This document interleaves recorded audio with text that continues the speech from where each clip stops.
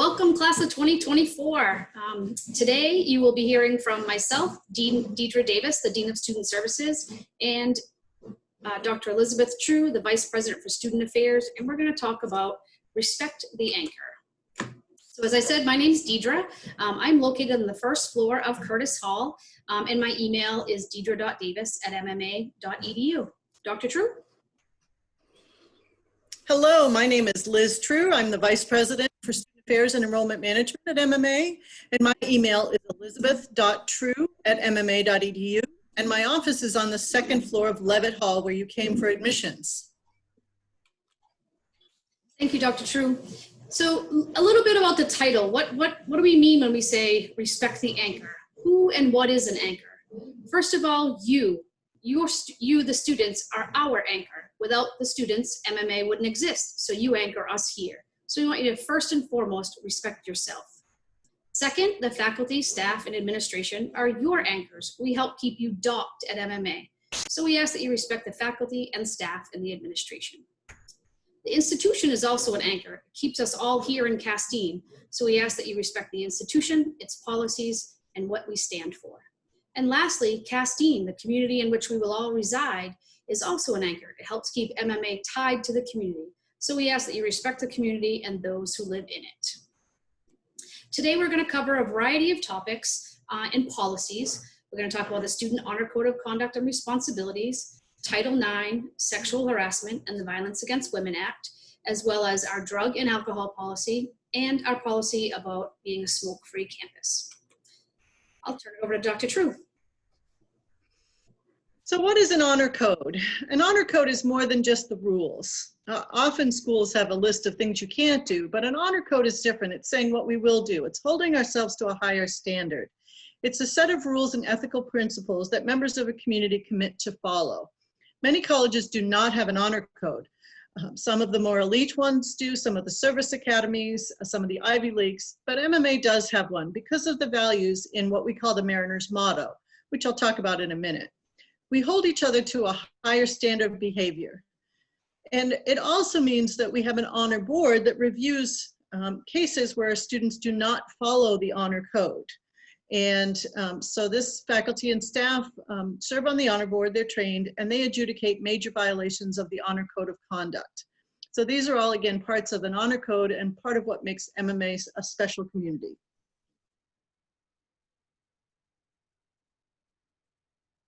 So the Mariners motto, and I mentioned this, if you saw the opening on the first Friday night where we started NSO, you saw this previously.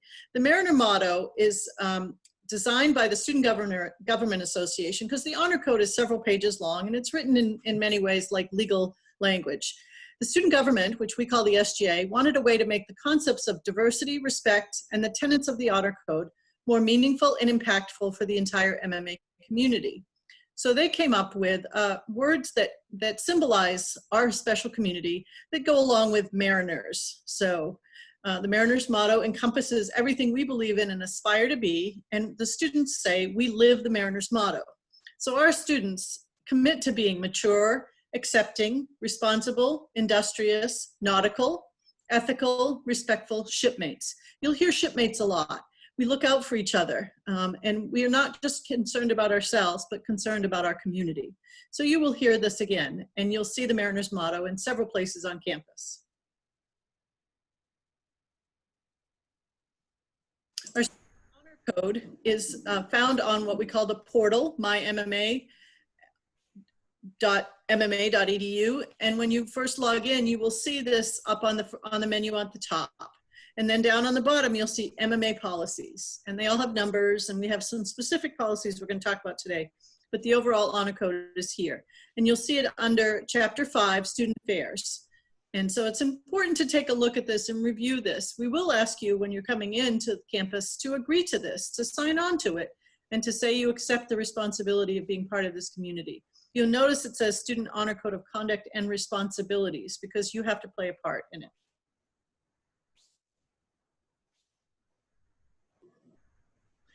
So one of the policies I need to talk to you about, because actually there's federal guidelines that require every student on college campuses to hear about this, is sexual harassment in Title IX. Title IX is part of the Higher Education Reauthorization Act that was actually written back in 1974, but it has been updated over the years. And most recently, this summer, it has been updated, and we are in the process of going through all the changes in it. And so we don't have a full session for you now. We're actually going to talk to you when you get back on campus about the specific guidelines under this new policy. But the basic point is that no person in the United States shall, on the basis of sex, be excluded from participation in, denied the benefits of, or be subjected to discrimination under any education program or activity receiving federal financial assistance, so federal financial aid. What this means is we do not want sexual harassment or a hostile environment based on gender to get in the way of you being successful at college. And we do not want you to be the victim of sexual harassment or of sexual misconduct, nor to be the perpetrator of them. So we're going to be spending quite a bit of time with you throughout the fall, talking to you about what do we mean about this, and what does it mean to be part of our community, and how do we treat each other. Each college has a Title IX coordinator. I serve in that role, and I make sure that we are responding and correctly dealing with any complaints of discrimination. We're investigating them, we're treating the victim and the person who's accused with respect and respecting their rights and responsibilities. And there are important components of the process when we investigate. The basis of the complaint, tools to resolve it, and there are many different ways we might be able to resolve it. And the complaint handling process includes an inquiry as to whether an objective factual basis exists to support the allegation. Dean Davis also serves as our Title IX investigator. So once a formal complaint is brought to me, she would initiate the investigation and has been specially trained to do so. We hope this never comes up for you, but we will be talking to you in more detail when you come back in the fall to explain about, again, your responsibilities under this.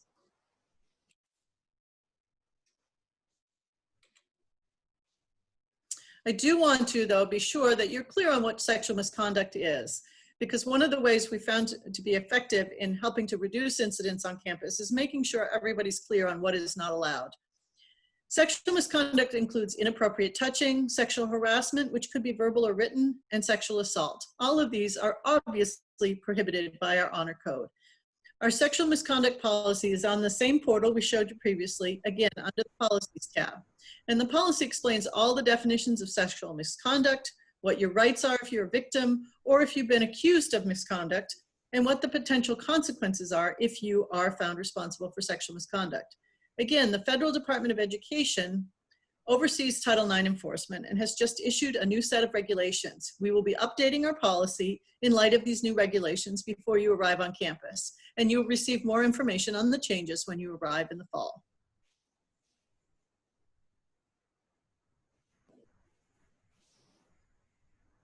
Go ahead. But one really important guidelines that we've talked about, regardless, again, back to respecting our shipmates, is that you have personal responsibilities regarding sexual conduct. And we advise you to pursue or permit sexual activities of any kind only with a person with whom there is an established relationship.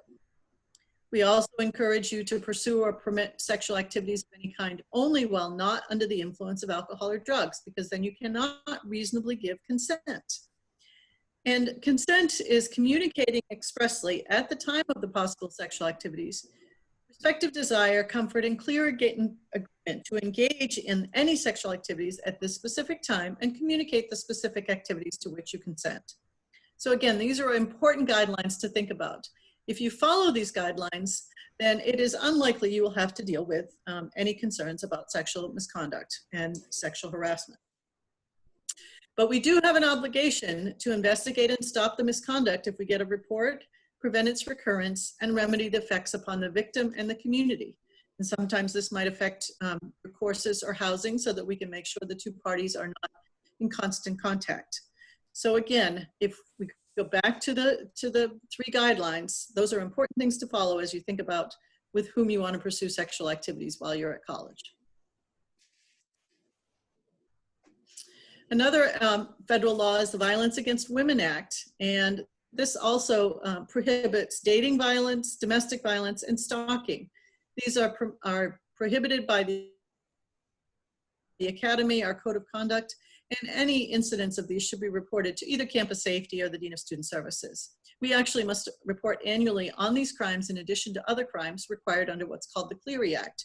You can find our annual security report under the Clery Act under Campus Safety on our website. You'll see that we have very few incidents of these types of cases. In fact, many years we have none. And again, that is because we respect each other and take care of our shipmates. But I want to be very clear, even though this says the Violence Against Women Act, not only women are victims of these prohibited behaviors. All students are encouraged to report and seek help for themselves or others that they are concerned about if there is involvement in a relationship that may be violent or potentially violent. In this day and age of a lot of electronic communication, sometimes people accept behaviors from others that they would not accept in person. And we want you to think about that. If this isn't something I would be comfortable with face-to-face, then I shouldn't be comfortable with it online. And so we do spend quite a bit of time again in the fall working with you on these behaviors to make sure you're not engaging in them and that you're not the victim of them. Again, more details to follow in the fall. Great, thank you, Dr. True. Thank you, Dr. True. So at this point, we're going to talk a little bit about our drug and alcohol policy. Again, these policies can be found on the web, which we talked about earlier and showed you where those were to be found. And we think it's really important that you take the time to review those before you come to school so that you are really clear on what is acceptable and what is not, and understanding that if you choose not to read them and then you partake in any of those behaviors that are not acceptable, not knowing is not an acceptable defense. So we want you to understand that it's really important that you take a look at these things. We're going to take a look at them today in a really sort of 30,000 foot view, not real specific, but just making you aware of what makes us a little different from some other colleges. So we're going to talk about our alcohol and drug policy, our tobacco-free campus, our firearm policy, as well as our vehicle policy. So the reason that we have very strict alcohol and drug policies is really kind of threefold. First and foremost, it's about your safety. We want to ensure that while you are at college, while you are, sort of under our wing, that we are making sure that you are as safe as possible. Secondarily, our policies are designed to enhance and protect the mission of the institution and the quality of the learning environment. The abuse or illegal use of drugs or alcohol by the academy community is contrary to the intellectual and educational purpose for which the academy exists. So, advancing in your education while you're using or abusing alcohol and drugs is just not a path that's going to lead to success. So we want to make sure that we're leading you down that path towards your future success. And that's the last point, is it's all about your future. Those of you that are in a licensed program, you will have drug tests as part of your lifestyle for a long time to come. People that work in the power industry, people that travel abroad to other countries while you're a student here and you are going on co-op or cadet shipping or other experiences, internships, many of those companies will drug test as well. So we do that now to sort of prepare you for what is to come. When you start off at college, and we recognize that not all of you are traditional first-time college students, so some of this is, maybe a little geared toward that first-time college student, but we do want to make sure that everybody understands, our rules and regulations. So responsible freedom is really what we're hoping to instill in all of you when you come to college and moving away for the first time, and you don't have your mom or your dad or a guardian or somebody else that's looking over your shoulder each day, making sure that you get your homework done, making sure that you're doing all the right things, making sure that you're being safe. Those are all making sure that you're going to class. All of those things now are going to be your choice, really. So you have the freedom to choose whether you get up and go to class. You have a freedom to choose whether you follow the alcohol and drug policy. But what you are not free from is the consequence of your choice should you make one that is against the community code of conduct. So we want you to really think about what it means to have responsible freedom and be responsible for your own decisions. The other picture here just talks about really the people that you have in your life, the people that you choose to associate yourself with. Your friends can either raise you to a new level or they can help you lower your standards. And so we want you to make sure that you're thinking about Who are the people that I want to be around that can help me be the best version of myself? So let's talk about our drug policy first. MMA has a zero tolerance policy. We prohibit students, employees from possession, use, distribution of illegal drugs or drug paraphernalia, or any mind-altering substance, even if it is legal. Those things are all banned on our campus, including medical and recreational marijuana. Now, those things, although they are now legal, they are not legal to have on or use on our campus. 100% of our student body is involved in a random drug testing program. So starting this as early as the first week of the semester, you could be asked to go see the nurse and do a random drug testing. So be prepared for that. Understand that that is part of your responsibility as a student, and hopefully we don't have any issues. Should we have an issue, if you fail a drug test or if you are found to be in possession of any illegal substance or even medical or recreational marijuana, you will go before an honor board, and if you are found responsible, you will be suspended from the institution for 1 year. So it's a very strict policy with a very heavy hand on sanctions. I will say before I move to the alcohol policy, if you are suspended from the institution for any reason, you always have the right to ask to come back. And certainly we've had students that have had to leave the academy for a variety of different reasons. But they make different choices, they come back to the academy, and they're very, very successful. So just a little piece of information there that we want to make sure that you are aware of.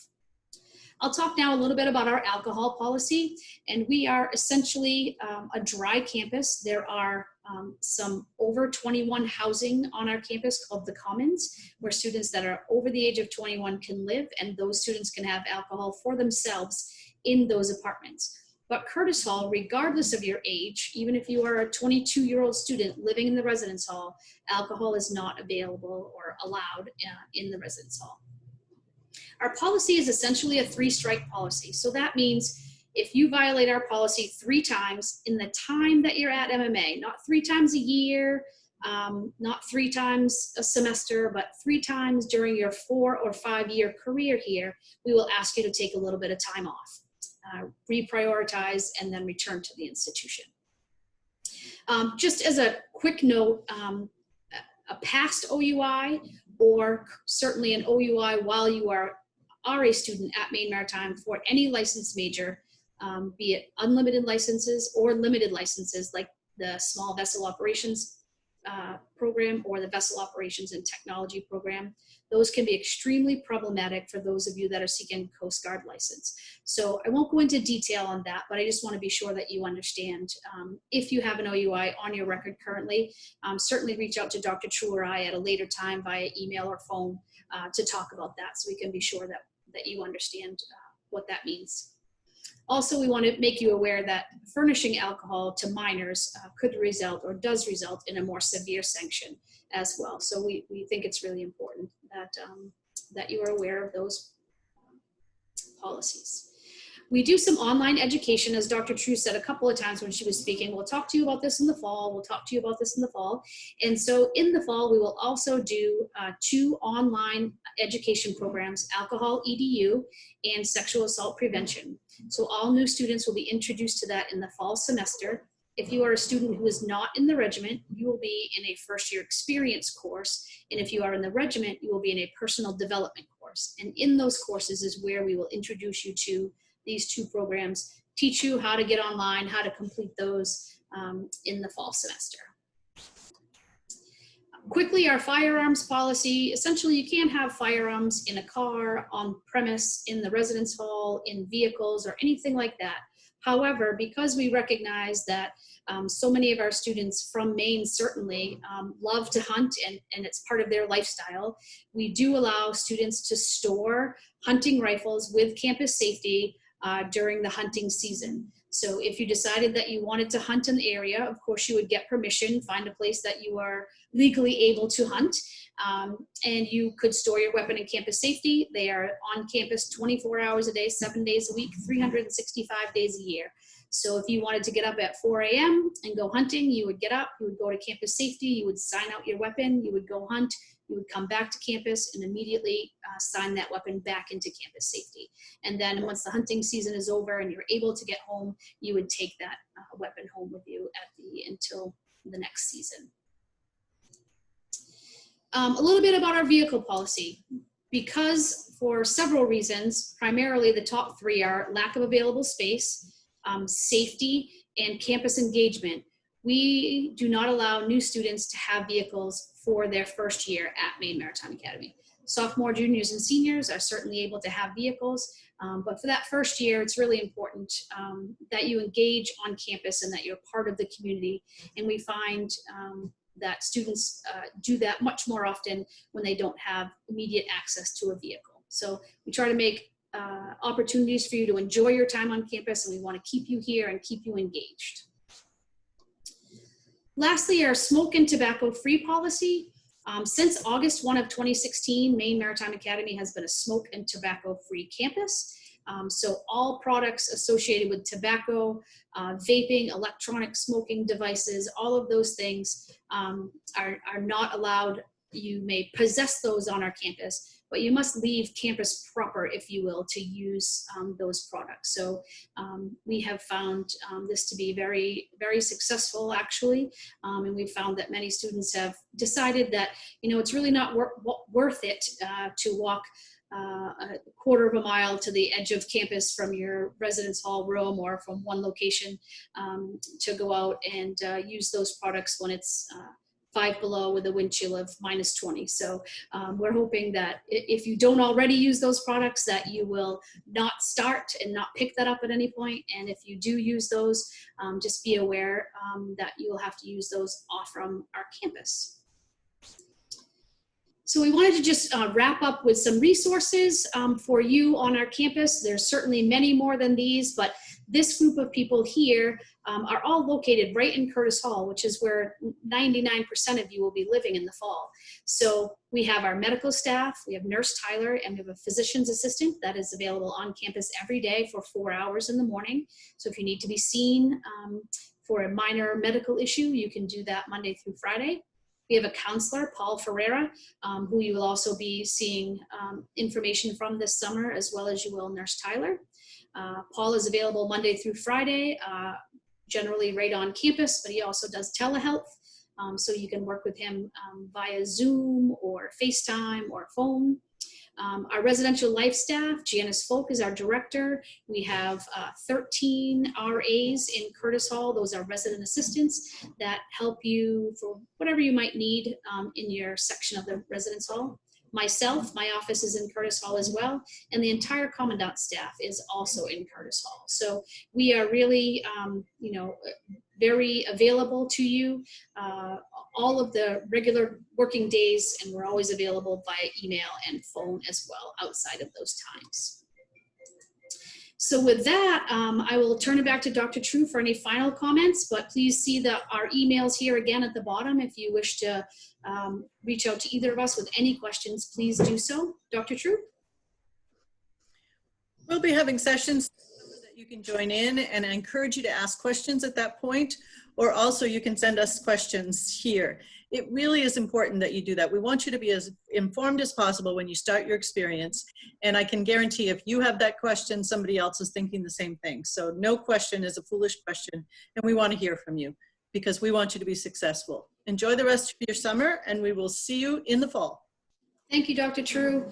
And again, I say the same. We can't wait to see you in the fall. Congratulations on joining our Maine Maritime Academy community, and we will see you soon.